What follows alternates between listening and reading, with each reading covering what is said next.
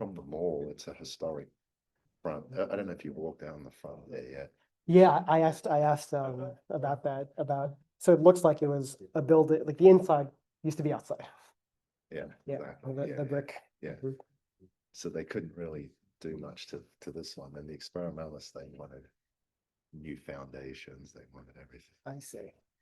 So that's kind of what And they weren't willing to put in a nice top floor spot for the theorists. actually that was part of the plan, actually. Oh, I think the building is designed that I think it can take, it was designed that the top floors would be for theorists, but then there was not enough money. I see. But actually, I think I prefer to stay here on the mall. I mean, although it's not that far because it's right next to the hotel, right? Yeah, it's yeah. not. Okay. So, but are you guys all in the same building? I forgot. The theorist and experimentalist in particle physics, yeah. But the department split between 3 buildings. Astronomers are in one place, the material scientists are another, and they're not close to each other. Okay.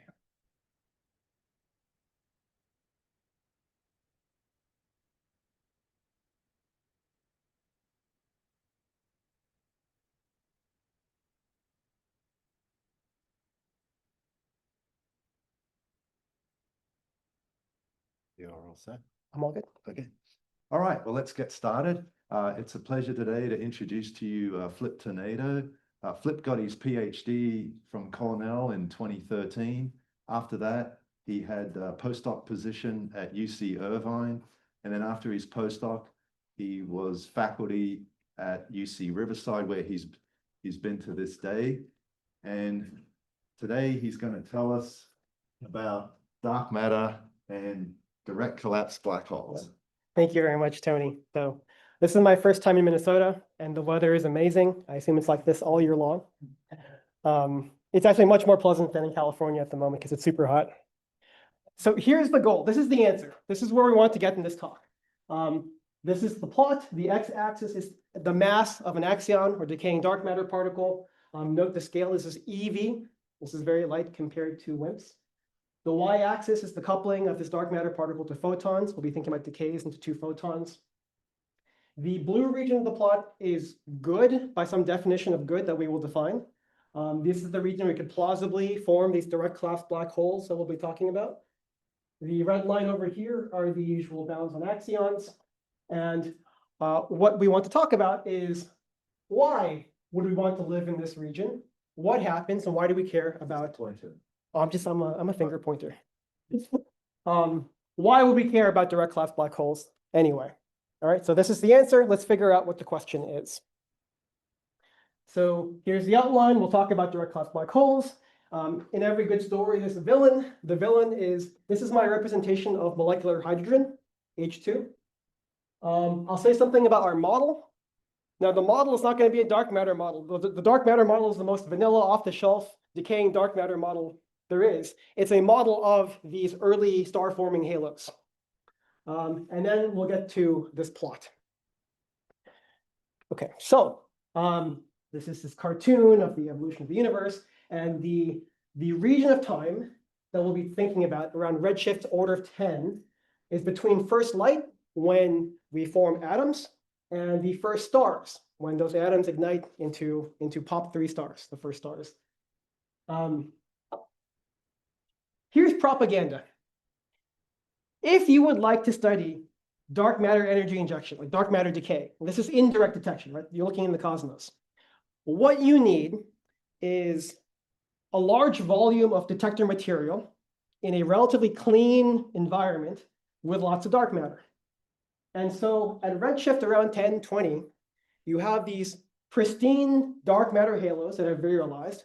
They're collecting this hydrogen gas, and it's largely hydrogen, pure hydrogen, with a little tiny bit of this villain H2 and a little tiny bit of helium. But it's pure. It is a fantastic detector. And it's right on top of the dark matter overdensity. The only problem is the detector is a long time ago and far, far away. So what could be the plausible signature of dark matter injecting energy into these long time ago far away halos. And the possibility that we will highlight are this artist's rendition of a quasar. So I am a particle physicist through and through.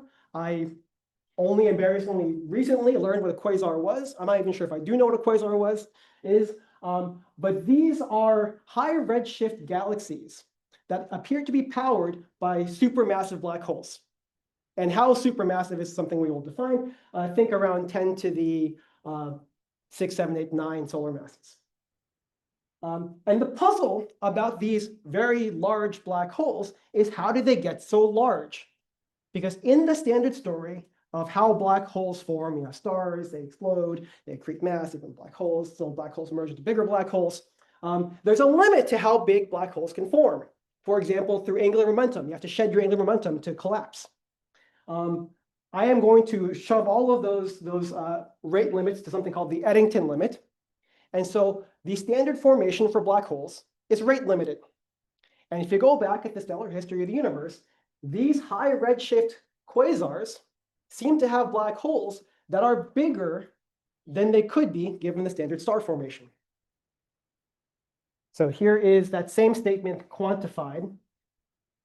The x-axis here is redshift, so time moves forward in the rightward direction. The y-axis here is the mass of the black hole. And let me focus on this star over here, UHZ1. So UHZ1 is a particularly large, particularly high redshift quasar. In fact, it's this quasar, which was seen in the X-ray by Chandra, and more recently in the IR by JWST, which is how we say this is a black hole. And we observe it at redshift close to 10, at around 10 to the 7, 10 to the 8 solar masses. These solid lines correspond to the usual Eddington limited growth of a black hole. So if I run this thing backwards, this UHC1 is somewhere in this region in high redshifts. This lower band, POP3C, so POP3 stars are the first stars. These are stars that were formed before there were other stars. This POP3 band is down here. And the story is, if you have UHC1 that we can now observe from James Webb today at redshift 10, then it should have come from a seed that's much heavier than the ordinary POP3 seeds. All right, that's the puzzle. And these are other high redshift supermassive black holes that we believe we see. As a quick update to the previous plot, this is 2024. 2025, I believe, is the same group. UHC1 now has a couple of other cousins. Even in this batch of galaxies, there are examples where they seem a little bit more massive than they should be with Eddington growth. These little red stars are the so-called little red dots that James Webb has seen. These are much lower mass, so they don't look like the same types of supermassive black holes as UHZ1. But there's some plausible stories that these might be formed by this direct collapse mechanism, which we'll get into at more recent redshifts. Should I view the super Eddington line as some uncertainties? This is perfect. Yes. So in this talk and in this entire business, the question is, what do we know and what do we not know? And ultimately, that depends on how much do you trust your simulations, especially when a lot of these things might be subgrid relative to simulations. So a lot of the answers to these important questions are, I don't really know because the simulations are semi-contradictory.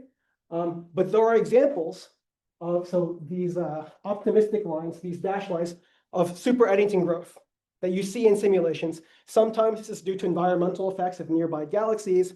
Sometimes there's other dynamics at play. It is not easy to model in that usually you'll have bursts of super Eddington growth in certain systems. And anything that I'll be showing to you that is, quote, from astronomy is really either directly from simulations or from simulations and then putting in fitting functions. So there is a huge error bar here about what's going on. What goes wrong in the simulations? Is there something obviously missing or? Yeah, so a lot of it is subgrid physics of I have these galaxies, and maybe it's really important if there's a merger or a near merger event. Like that can change the dynamics in a way that'll be relevant because there's some sensitive chemistry going on. Because, you know, when people were talking about dark matter and the core plus problem, it was Yeah. obvious that you weren't including baryon. Good. So good. is it something like that, or is it more subtle? In the extent It's more subtle in the sense that it really is the n-body dynamics. All right, good. But that there is a puzzle, I think is something which is true. These are bigger than we expected, and there are more of them, especially with James Webb turning on, there's more of them than we expect. So on the left part, there are two outliers compared to the green band. And yeah, And on the right one with more data, we have more outliers. yeah. So a good benchmark for the right one is the red dashed line. And I think you could argue whether even in this blob of black dots, are some of those also direct collapse black holes or heavy seas or something special is going on. I'll even say, even having some meaningful population study, I think we don't yet have that. Okay, so very quickly, what normally happens is dark matter forms halos. They bring in hydrogen. These things ignite into the first stars. These first stars, some of them go supernova, you form black holes, and the story happens too slowly. Okay.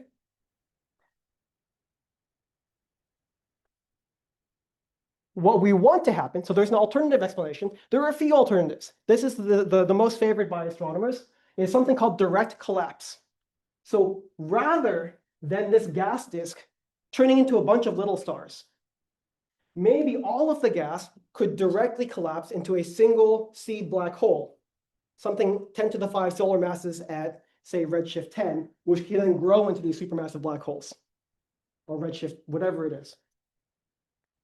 The reason why this does not happen in the standard story is that the gas is actually very unstable.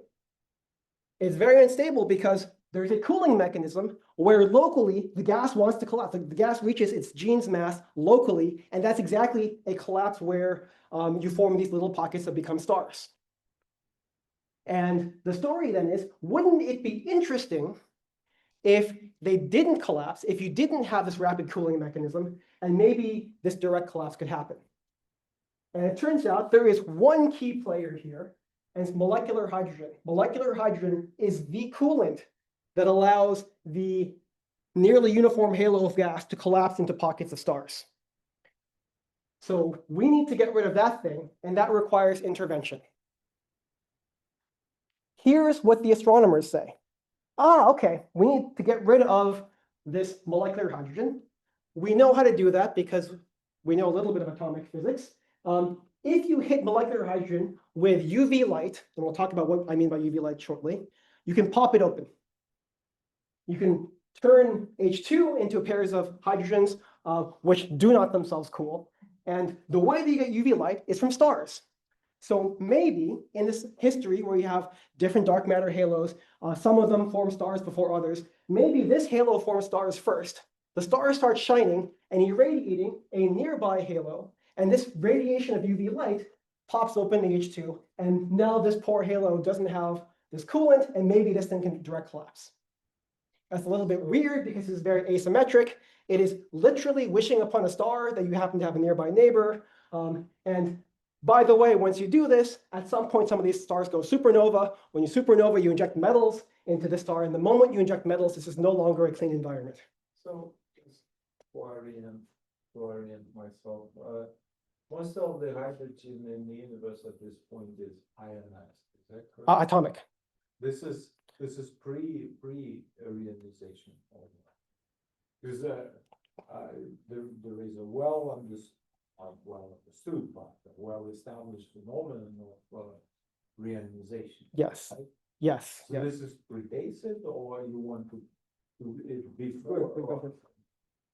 And that's why. Yeah, sorry, this is good. Sorry, this is before. Good. I'm sorry. This is before. This is before. Before. What redshift are we talking about? Redshift 10, 20. Oh, 20, of course, it's before. But 10 is 10's push. So is a borderline. Our goal, yes, my goal will be, the finish line for the story will be redshift 10, precisely to avoid messing with reionization. I mean, isn't this process that you're doing here basically reionization? Like, wouldn't this also ionize all the hydrogen? So when these photons are 13.6, exactly. I will be playing games with the spectrum. I'll be very Oh, careful with the spectrum. Okay, so it only. And so, but yeah, and so the tricky thing here, we have to keep track of the photons that do things to hydrogen and the photons that do things to molecular hydrogen and where they overlap and where they don't. And a separate question, Mhm. can you say more about what, like, qualitatively is the difference between molecular versus atomic hydrogen? Like, why it's a better? Yeah, shortly. Yeah, I'll get to that shortly. Absolutely. Okay, so big picture, there's a BSM solution, which is maybe these photons, whatever they are, that is critical for removing molecular hydrogen, removing the villain, maybe they're coming from the halo itself, because the halo is full of dark matter, and wouldn't it be much more isotropic if the dark matter themselves were producing these photons? That's the proposal. That's the big picture. That's why we're playing this game. Okay? Questions? Any more questions with setting up the framework? Stupid question. No stupid questions. If dark matter decays to photons, it's not dark. Good. Good. Okay. If it has a charge, it's not dark. The Axion's a couple of photons, but are not charged. So. Does that mean you're not gonna have any dark matter today? Is that what? No. Oh, good. And good. So when I say this is a vanilla Axion dark matter model, I'm lying in that I don't mean literal axions. I mean axion-like particles. But the axions are today's dark matter. They are decaying, but they make up the full dark matter density. But this is still gonna do this thing. Yeah. Yeah. If this is enough, and then that's up to debate, then it's enough. It's the trickle of dark matter decay. Okay. Does this taking happens before and after the equality between dark matter and dark matter? Which one? Oh, this is all matter dominated, or radiation and matter dominated. Before This the is, yeah. Dark matter, dark energy. Yeah. This is like between redshift 30, redshift 10. So then your scenario will end up with the all your equality between dark matter and dark energy. Do you have some constraint of that? What do you mean about the equality? But you're left with smaller amount of dark matter than. Oh, I see. Sorry. Yeah. This You're is. supposed to have all your equality in dark. Yeah. And dark energy. Yeah. Good. That was the constraint. Do you use this constraint? Good. Yeah. This is when we have these decaying dark matter models. So I understand your question. This is more like when you have ice cream and your spouse is their favorite ice cream. Every night you have one spoonful. If the spoonful is small enough, you don't really notice. This is a very small fraction of the dark matter that's decaying. I mean, locally, very locally. No, I mean every dark matter particle has a lifetime, and it's decaying with time. But the amount is, The the amount of. Yeah, this is a tiny perturbation to the cosmological evolution. Okay, good. All right, let's talk a little bit about atomic physics. So the ground state of molecular hydrogen has a symmetric bound version and an asymmetric unbound version. The reason why molecular hydrogen is good for cooling is it has these vibrational modes that at the right temperature, when you hit molecular hydrogen, say with normal hydrogen, it starts vibrating and the vibration can radiate a photon. That way you're turning kinetic energy into energy that's radiated away and you can cool the gas. We want to get rid of this stuff. And so to get rid of it, there's a band of photons, I'll be more and more precise, around 10 eV that will excite one of these vibrational modes. And there's a roughly 10% chance that these vibrational modes will decay into the unbound state, so it'll fall apart. The reason why you have to do this is because this is it's not a perfect dipole, it's a perfect not dipole, where there is no dipole moment. And so it's hard to couple to photons, which is why it's good for vibrating and then radiating stuff. And it's also, you have to dissociate it by hitting a excited state. Remind us, what's the main mechanism for forming H2, right? This Good. is like forming H minus and then doing the charge exchange reaction. Good. Yeah, give me two slides. Very good. So you want to below 13.6. Exactly. Is like the, but like, atomic hydrogen also has various modes and things, but I guess at the point that the spectrum for this is broader. or This is something a like that. dense spectrum. And Yeah. hydrogen is Yeah. very sparse spectrum and schemes. It's also the energy scale at which they turn on. Oh, So we'll get, so in fact, so here's the energy scale for molecular cooling. 1,000 Kelvin. So at 1,000 Kelvin, your typical, or the tail of your gas, hydrogen gas energy will hit a molecular hydrogen with enough energy to excite one of these vibrational modes that will then radiate off energy, and you can cool the gas. Fantastic.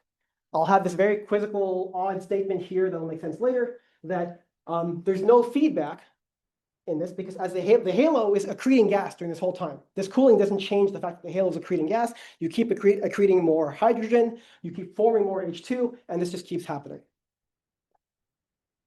Okay, so then this is how you form the first stars. When this gas hits around 10 to the 3 Kelvin, you can locally hit the Jeans mass, and locally the gas collapses into the pockets that become the first stars.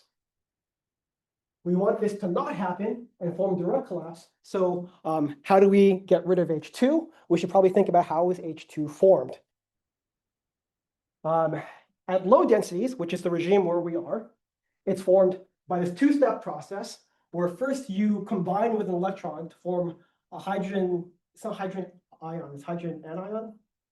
And then this H minus combines with an H to form H2. So the electron here is just a catalyst.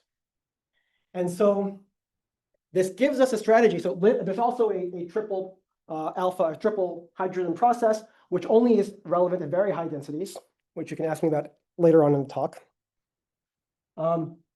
But this gives us a strategy for how to get rid of molecular hydrogen. So you can either get rid of the molecule, or maybe you can get rid of the ion.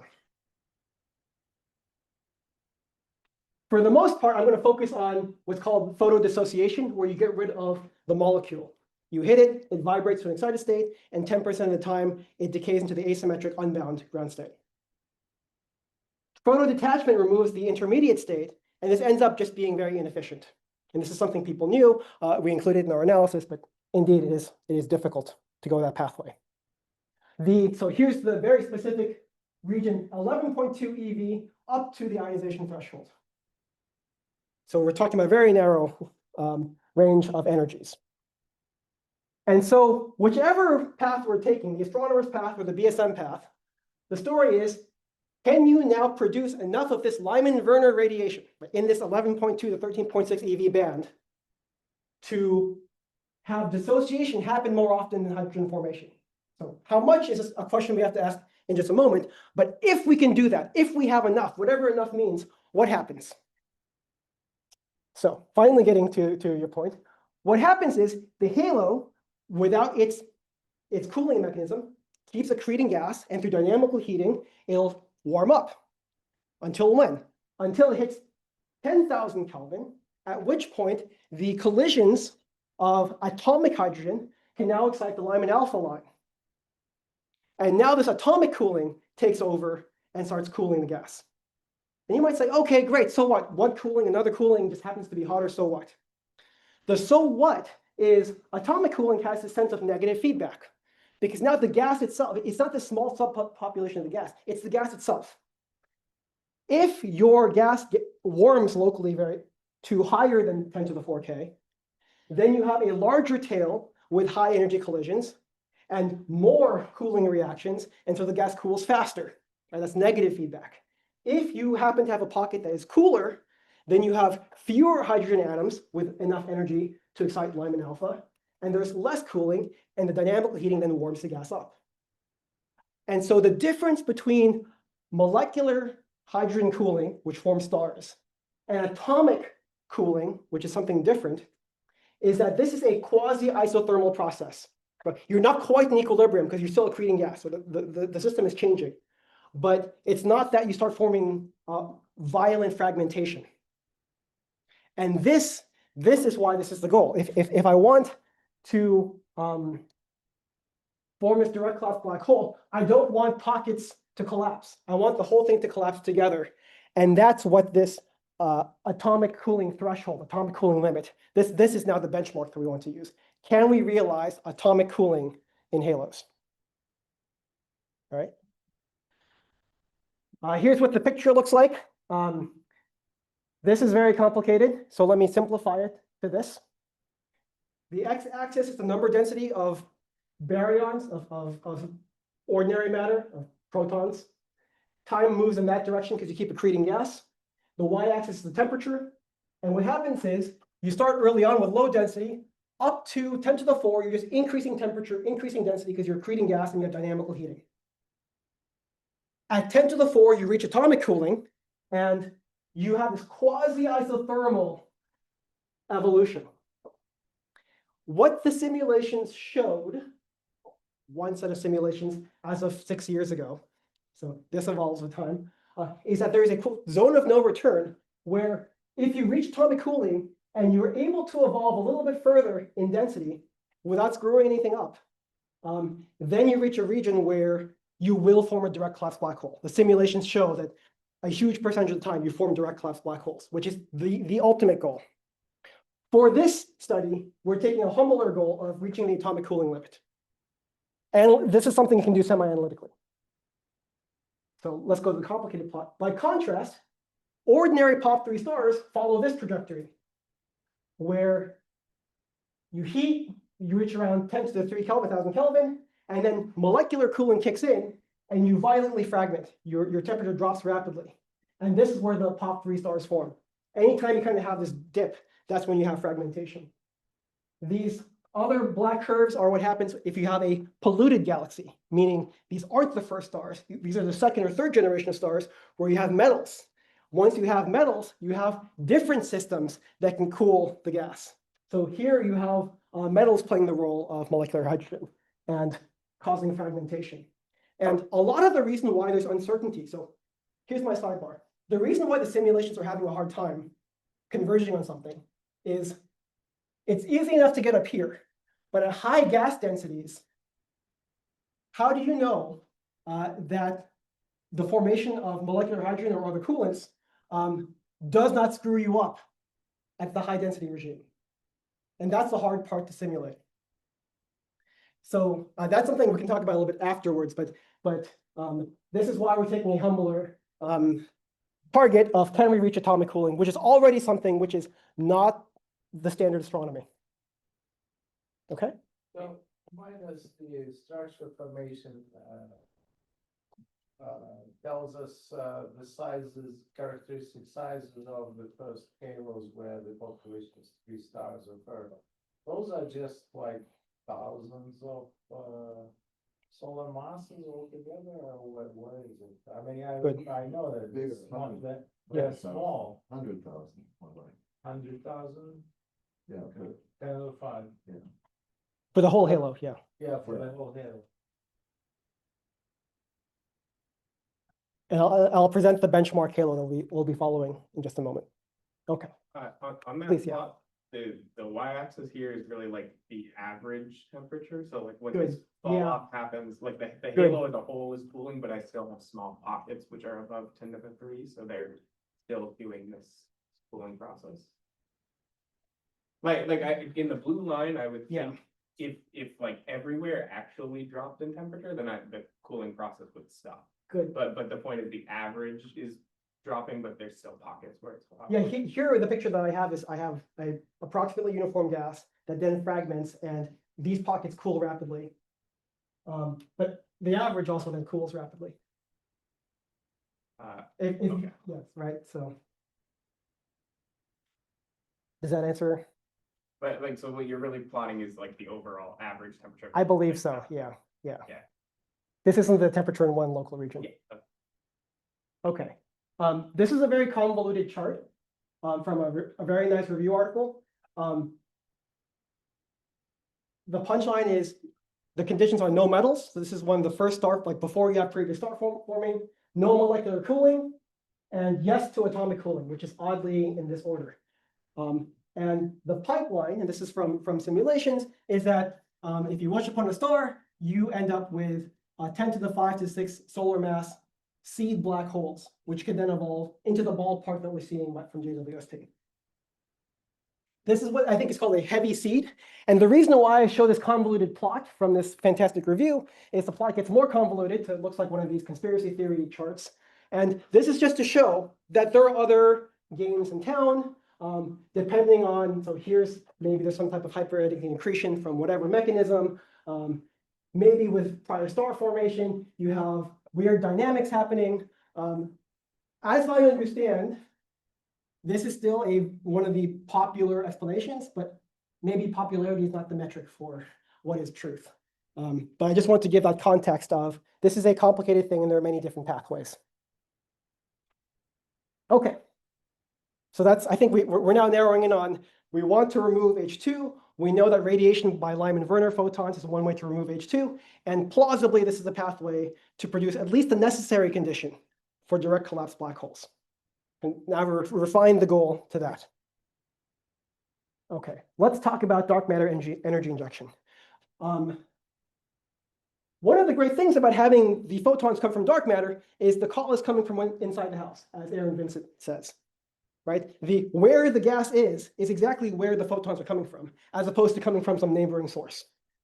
When you have a neighboring source, you worry about things like shielding, something called self-shielding, where if the photons are coming from outside, then the H2 on the outside, in fact, just this side of the halo, is dissociated, but the H2 over here gets to form.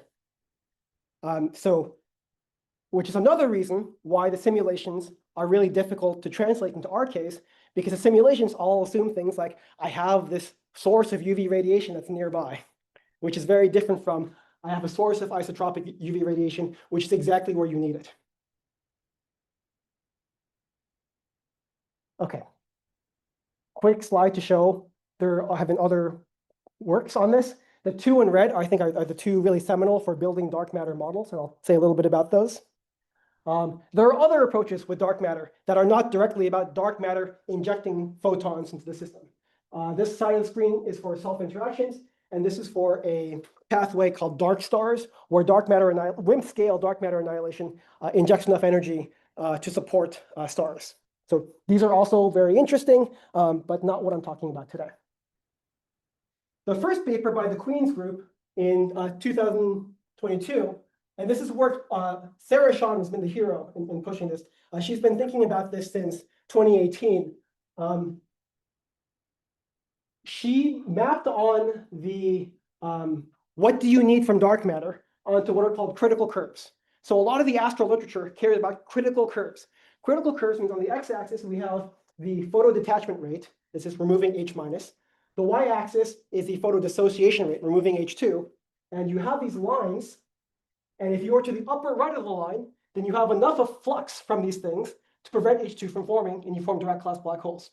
If you're on the lower left, you don't have enough flux, and you still form POP3 stars. And they pointed out that because of the uncertainties in self-shielding, uncertainties in how sophisticated you want to put your spatial dependence in your model, these lines take on orders of magnitudes of difference. By the way, the fact that it's largely flat in this region reflects the fact that photo detachment tends to not be very effective. Their initial estimate with many well-motivated approximations, show that their benchmark model is only slightly ruled out. So here's the same dark matter mass range, 10 to the EV. The y-axis is the lifetime, which is the inverse decay rate squared. The yellow and blue lines are bounds. And the colored region is where you'd expect to have an effect based on one of these choices of the critical curves. It seems like you're close, maybe not quite there, of having enough photons to do something exciting. The UCLA group 2 years later, and they've been working on this from a complementary perspective for some time, had a more sophisticated model called a one-zone model. Here you model just the center of the gas, and you assume everything is effectively homogeneous and isotropic, so there's no spatial dependence. And they said, let us just track the H2 abundance by solving the chemical equations as the halo evolves. This will be what we follow. And they said that, you know what, there's another effect that as the gas falls in, right into the core of the halo, there is a feedback or an adiabatic contraction where the dark matter profile also spikes. And isn't that very significant? Because now you have an overdensity of dark matter precisely in the center of the halo where you will have an overdensity of H2, and you can attack the H2 right where it's forming its core, addressing this self-shielding issue. And their analysis was much more optimistic. So here's the Axion parameter space. The x-axis is dark matter mass. This is 24 eV. The y-axis is the coupling to photons.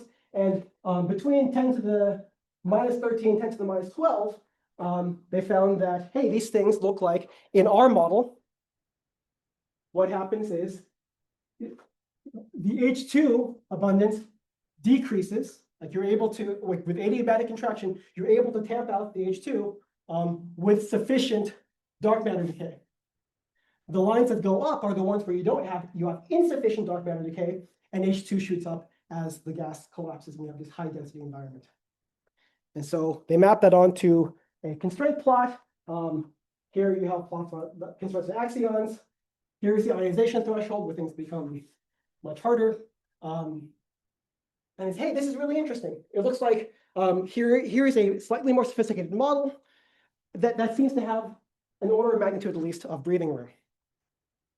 One caveat, though, is that when you are producing these photons in the halo, you're producing a delta function spectrum. And the problem with the delta function spectrum is that the Lyman-Werner band is not continuous. What we're actually doing, remember, we take a ground state molecular hydrogen, you hit it with a photon, and you get to an excited state, which you hope decays into the asymmetric unbound state. You can't just hit it with a photon and have it directly dissociate and emit a photon because there's no dipole moment. So you have to go from one of these discrete states to one of those discrete excited states and then decay. So if your axion mass is in one of these gaps, and again, this is mostly gaps, then you're not doing anything. How much? Maybe you have a three-body decay. You can have it, so you can have a three-body decay. Yes, I agree. For axions, it's harder. How much do these get brought in by like Doppler, Brownian, or other? Not much. So I mean, compared to like within a halo, they're not moving very much. There's not much redshifting. But yeah, so I think in our analysis, these are effectively delta functions. Okay. This axion mass range, that's the mass range such that it lives until today, right? It's sufficiently long-lived to still be the dark matter today, but still play a role at redshift. Yeah. I mean, we're assuming that there's some misalignment production mechanism, and so you're just assuming all the usual story. Yeah. And then, of course, then you have to get the axion to that mass scale, but that's a different. Yeah. So I'm not touching the model building at all, which means I'm not making a full UV model, but it's a plausible. But anyway, but now Yeah. it's just- All right. So what is there to add to this? One observation from Renzo Chin, who was at MIT at the time, who was working on cosmological injection of energy, dark matter injection of energy, pointed out that when your intergalactic medium is optically thin to radiation from dark matter injection of radiation, it turns out the large volume enhancement of dark matter energy injection in the intergalactic medium far outside the halo often overwhelms the energy injection inside the halo for decaying dark matter. This is because you have a huge volume enhancement. At high redshifts, there's a lot more spherical shell at high redshifts than there are locally. Okay? And that's nice from the point of view of self-shielding, because now we are producing photons that could be dissociating H2 even before the galaxy has formed. That's one way of addressing self-shielding. So it's an initial condition where you're tamping down H2. The other important thing is that if you're producing the same wavelength of dark matter at different redshifts, then the thing that arrives is a smoothed out spectrum of frequencies, which is exactly what we want to hit multiple of these lines. So this seems to say we should probably look at what happens to the dark matter decay from the intergalactic medium. Okay, so let's hypothetically suppose we fix the wavelength at the target to be in the Lyman-Werner band, so all red wavelength. there's a limit to this. I can't just say, let's look at redshift 1000 and look at all this dark matter at redshift 1000 that's shining down Lyman inverter. And it breaks down when your dark matter is massive enough that the photons have energy bigger than 13.6. Because now your intergalactic medium is not optically thin. The moment you produce a 13.6 EV or greater photon, you're ionizing the hydrogen, atomic hydrogen that's just in the gas. So there's a limit to how far you can play this game. Okay. So where are we? On the left-hand side is an example of the flux that you would get from emission of photons at different energies. So if your energy is close to 13.6, you get absorbed right away. Like you have this delta function. If your energy is, say, below 11.5 or a 12, then you keep redshifting and you have a smooth out spectrum. In between here, you have these gaps. And the reason why you have these gaps is not only with a 13.6 EV photon ionized hydrogen, you lose the photon. You will also lose the photon if you excite any of the atomic hydrogen excited states. So these gaps here correspond to excited states of atomic hydrogen in the IgM that would eat up your photons. So now, depending on your Axion mass, depending on the injection energy of the photons, you have an interesting looking spectrum. It's smoothed out a bit, but there's a limit to that. So the game we're playing is constrained. On the right is just confirming Benzo-Chain's observation that up to redshift 10, the halo contribution is subdominant to the IgM contribution. In our analysis, we don't include the halo contribution at all, which is conservative. Okay. Here is a Out of curiosity, Please. your 21 centimeter good. also is different, right? Yes. This should introduce this fields Woodhausen thing. Yes. Yes. So this is a Of course, we have no detection of 21 centimeter, but it would, I would imagine it goes to a dip much earlier than the 2.1. yeah. This is like 3 sentences in our discussion section of our papers. Exactly. Okay. The left-hand side here is just a shorthand way of saying we take a very benchmark simplified decaying dark matter model, Axion-like. The right-hand side is also probably equally obtuse, but we take a very standard vanilla off-the-shelf parameterization of halo accretion. So this is telling me how quickly does a halo collect hydrogen, how does it grow in mass? There's a benchmark mass that we picked such that our benchmark halo reaches 10 to the, well, it's 10 to 9 solar masses today. It reaches the atomic cooling limit. So with this history, that's kind of like it's like a fixed track. It's like you're on a roller coaster. With this history, you reach 10 to the 4 Kelvin. You reach the atomic cooling temperature at a redshift 10. This is conservative because if you have halos that can do that, the halos that reach atomic cooling earlier will have an easier time to become direct cloud black holes. So this is kind of let's take the conservative point. This may be an additional question. So how prominent should this line be in our galaxy if we still have? Yeah, no, you could. Decay, right? And if it's aligned, it's aligned, right? So yeah, how is it compared to the intensity Yeah. with other lines? So good. So isn't that what these cosmic optical background line searches are? This is what I had understood. I mean, these are the usual Axion bounds that we pull off the shelf.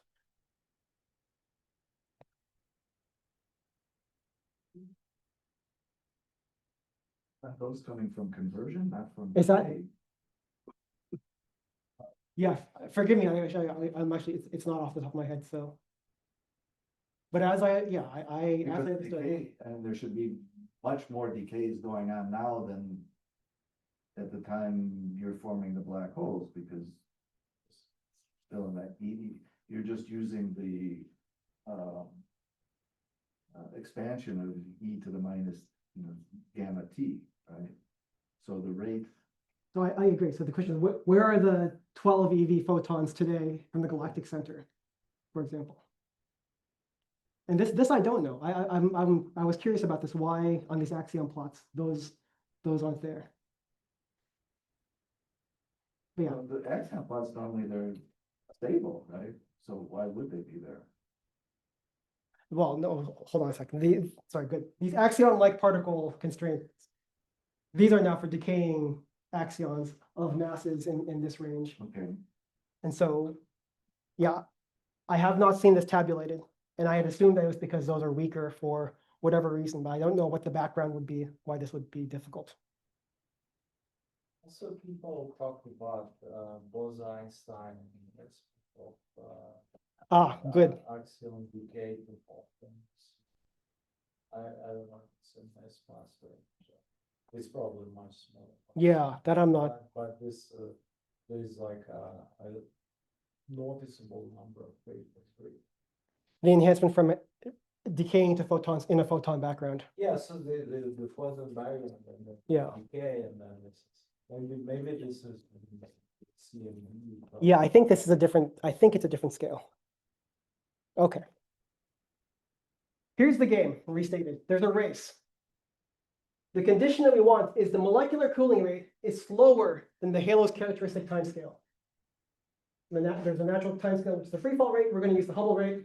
The molecular cooling rate has to be slower than the rate of change of the halo until at least the atomic cooling rate catches up. We want to suppress molecular cooling. We want to wait until atomic cooling catches up. Okay, so that looks something like, oh, where did my mouse go? Like this. So the halo evolution rate is the rabbit that you want to chase. The molecular cooling rate is the one that you want to slow down. And the atomic cooling rate is the one that you want to catch up and reach the rabbit before the molecular cooling reaches it. And here is a bunch of lines that don't need to be in the same plot. Left-hand side is the evolution of the halo, so time goes to the left. The y-axis is a number that changes for each curve. Blue is the temperature evolution, so here the gas is tracking the IgM, and then you collapse into a halo and start heating up. Green is the proton density, so virialization occurs right here at redshift 25. The black line here is the H2 abundance, which again starts shooting up the moment that you have lots of hydrogen built up in the halo.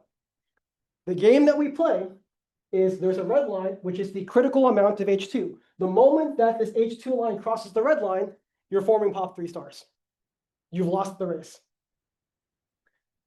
Let me say the exact same thing. The y-axis of this plot is the rate. So this is here is the H2 abundance, the fraction of H2. This is the cooling rate. What normally happens when there's no additional sources of Lyman-Werner is that your Hubble rate is this black line up here, and then molecular cooling shoots up and turns on. And once the molecular cooling becomes dominant, forget about atomic cooling. You never reach that point. We want to bend this down long enough so atomic cooling can reach the finish line, which is the left axis in each of these plots. That's the foot race. Okay. Now it's just a series of differential equations to be solved by a very careful grad student. There's a temperature rate of change equation where there's a dynamical heating term, which you can pull off. Nothing here is unique, right? We're just pulling the standard parameterizations. There are cooling rates, one for molecular cooling. X is the fraction of protons that are in H2. Xe is the ionization fraction. So these are all rates. You can convert these into time scales, the characteristic time scales for these things to happen. And the way that this foot race analogy boils down to this. The time scale for which H2 is cooling the gas has to be slower or larger than the time scale of the gas change itself, which we take to be the Hubble scale. Yes. Okay. There are standard differential equations where we drop the terms that are not relevant to this redshift for tracking the ionization, the H anion, and the H2. The key piece where dark matter comes in is the flux of Lyman-Werner photons. This is the removal of H2 based on how much Lyman-Werner you have. Okay. And this Lyman-Werner rate, okay, there's a bunch of prefactors, there's some self-shielding. J here is the flux of photons coming from the IgM. And here is your line intensity, your dissociation probability, and your line, your ground state population. All this is saying is I have an intensity that has a funny shape. I also have particular resonances that I have to hit, and these are individual lines. And when when the fantastic grad student plugs this in, what you get is a dissociation rate as a function of the axion mass that has these weird, ugly, jaggedy features. So this is why our reach plot is so weird and jaggedy. And I don't know if you can see these. There are these nice dotted lines that look like fingers. These nice dotted lines are what you would get in this story if you took the constant approximation. And in astronomy, the astronomers always say Lyman-Werner band, there's some constant approximation. You don't have to sum over all these resonances because their spectra are always continuous. They're always coming from starlight. Our spectra are the opposite, they're very discrete, and these things matter. So and you lose a finger and you suppress the rate a bit. And you get these jaggedy features, but the jaggedy features are real. Okay, so let's talk through some of the slides. Here is what it looks like inside the code, if you will. The x-axis here is the redshift, time flows in this direction. The y-axis is the finish line. So this is when atomic cooling would turn on if molecular cooling hadn't beat it first. The axis is the fraction of H2. This red line is the finish line. And so this red line is, you have to be below this red line if you want to win the race, if you want to suppress H2 before H alpha wins. These different lines correspond to different axion parameters, and all this is to show that for some parameters, you tamp down the H2 abundance enough that you reach the finish line without hitting the danger zone. For others, you hit the danger zone and you form POP3 stars. This is the same plot, but the y-axis is now the cooling rate. Same information. And this just comes from running the evolution of the chemistry of the halo relative to your benchmark halo model. And you do this for a whole bunch of different fluxes corresponding to the different parameters. And you produce this very curious looking plot. But now we understand in the dark blue region why you have these gaps and why you have these jaggedy features.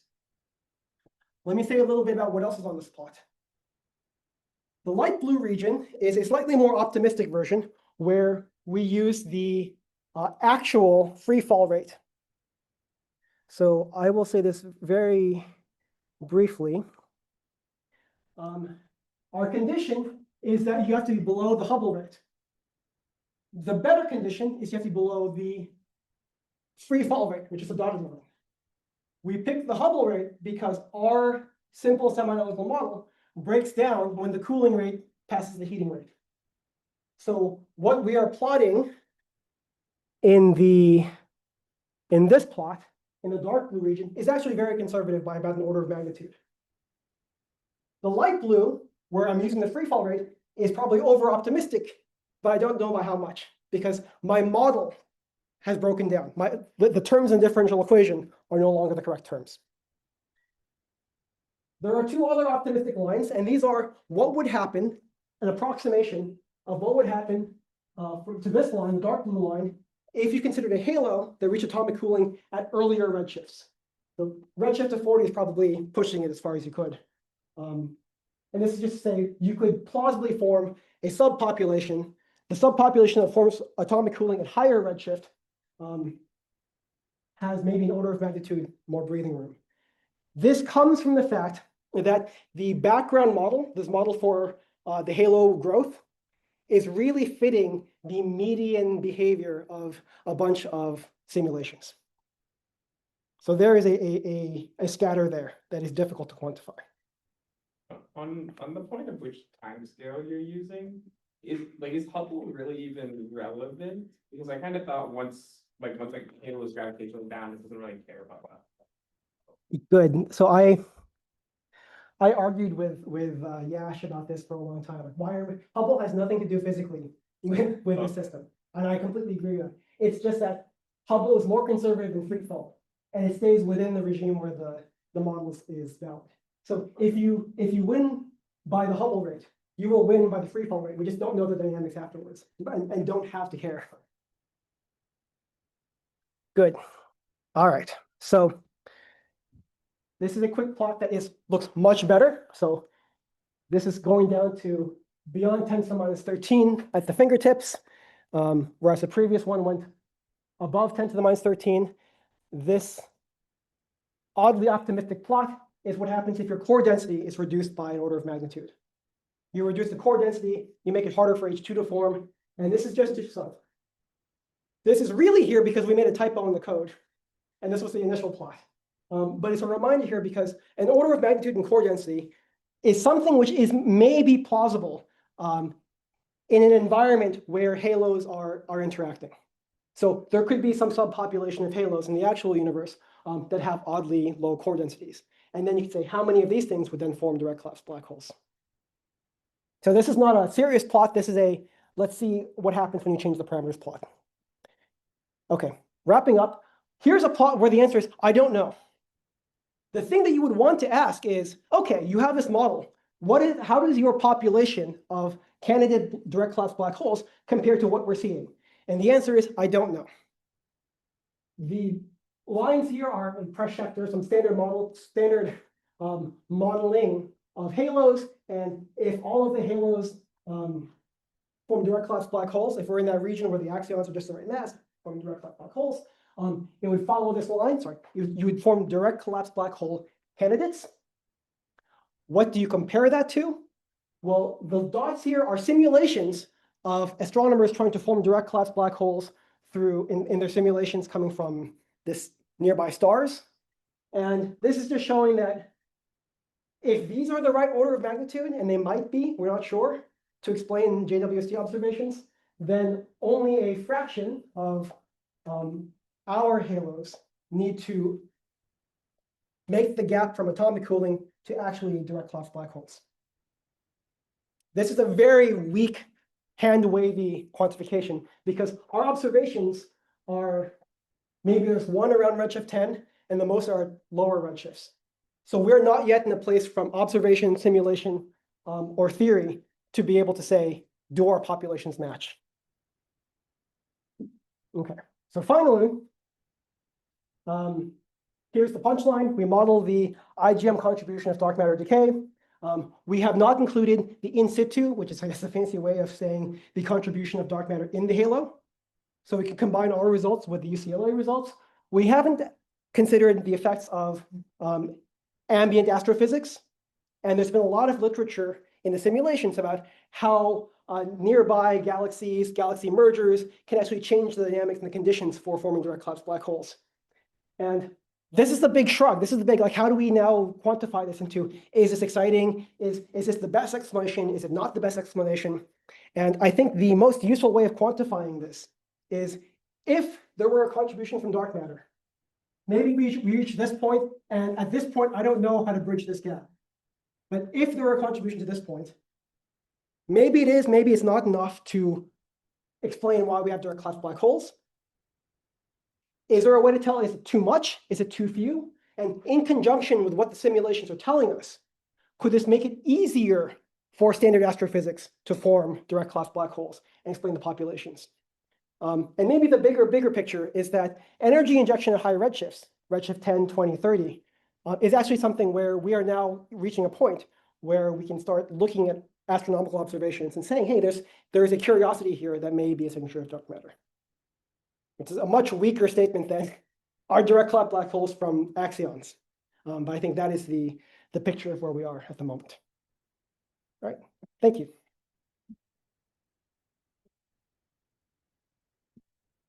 Thanks very much. Any other questions? We have lots of molecular clouds in our galaxy. Today, Yeah. So what's different here? we also have lots of metals. So with this mechanism. Good. We have so much of free floating electrons. that catalyzes that. Exactly. So, Yeah. wow. I don't know. I think, yeah, your point number one is the fact that we have H2 today. Does that mean that we don't have enough of a flux today to have dissociated all of it? Point number two is the role of electrons. So you can also try playing this game with what if you inject electrons? What if you inject other types of particles? And at this point, I don't even know, forgetting the constraints, if you inject electrons, does that help or does it hurt this atomic cooling limit? Because in one sense, you're injecting electrons, which is a catalyst. Mhm. Mhm. Because you should start pouring H2. Then you might be ionizing things. So our rate equations were a lot easier because we were not messing with the ionization fraction. But I think this is also an open question. So the dark history codes, this is Wenzel Chin's, this is her thesis. They had a paper thinking about what are the effects of dark matter energy injection on the first stars. And the summary of the paper at the last line of the appendix was, sometimes it helps, sometimes it hurts. And it's very sensitive to exactly like these chemical reactions. All right, can you explain what is the constraint about? Are you requiring, I don't observe too many direct attacks in black hole? Yeah, good. It's good. These are not constraints yet. This is, if you were in the blue region, then our benchmark model for a halo could produce an atomic cooling halo, which plausibly could turn into a direct collapse black hole. So that's the possibility of dark matter making this contribution. Is it too much? Is it like, to be honest, what I really was hoping we could say, oh, you would produce so many direct collapse black holes, there would never be any pop 3 stars, the universe would be drastically different. That would be a real constraint of the axions. So either we explain the black holes or you rule out a section of parameter space, but there's just not enough known there. Yeah, so it's not a constraint plot, but No. intermediate steps. It would be great if it could become a constraint plot. Another question is, if you do 3-body decays for your dark matter, Good. you scans everything very nicely. For instance, if you have a vector of 3 photons, Yeah. naturally you will have very smooth and large. Yeah. large Yeah. Are you doing that? So this was, yeah, these were things. So Sarah Sean did that in the initial paper, and Oh, they did that. Also. yeah, but they had a different modeling, and I believe the UCLA paper, which was the second major paper, mentioned it, but that wasn't their primary model. So there might be work to be done there. So they all integrate over all those spectral lines on the 50. No, we were the first ones to do that for dark matter. Yeah, I think it works revisiting with your. it might do. Yeah. Yes. You had this plot of where you like took a smaller core density. Oh, yeah. Presumably made things easier. Is it possible that these very early black holes, supermassive black holes we saw are just coming from galaxies with very, very low core densities? Like you don't even need this BSF mechanism? Yeah, is it possible? Yes, in that there are papers that are written about, do you actually need a large flux of Lyman-Werner radiation to do any of this? And some simulations will say yes, some simulations say no. There's a more sophisticated answer that I'm not sure I'm qualified to give. Yes. Most, as what you said, I think in your current analysis, most of the photons are coming from intergalactic. Yes, from outside the So that halo. will be universal for the whole universe. Yes. So you either have pulsar stars or you don't have pulsar stars at all. Is that true? Good. Here's again where it's really frustrating because I wish I could tell you. So we get to here.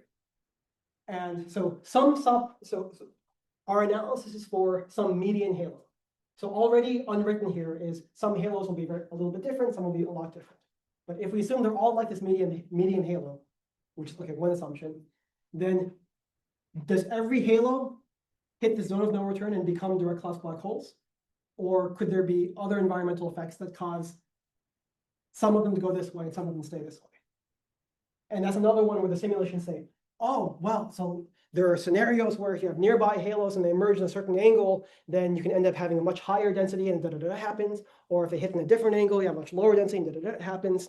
And I might even have this is just an advertisement. I mean, there is a recent observation of this infinity galaxy, and this was very recent, where it looks like they've seen evidence for direct collapse, which has nothing to do with any of the stories that we've been saying, only that two halos pass by near each other, and the now very complicated turbulent dynamics in the intermediate region might have seeded a black hole through this direct collapse formalism, purely environmental. So there are many options on the table, and when we started this project, it seemed like heavy seeds seemed to be the very favorite thing. So I think the most sophisticated and honest thing to be said is, it's not one thing or the other. If there is a dark matter flux of some amount that we can quantify, can we measure that this flux tipped the scale, that there is now more DCBHs than we ought to have expected? But the problem is, even without dark matter, I don't think we have a good answer for how many should we have expected. Okay, I think that's exhausted all the questions. Well, then let's thank Flip. Okay.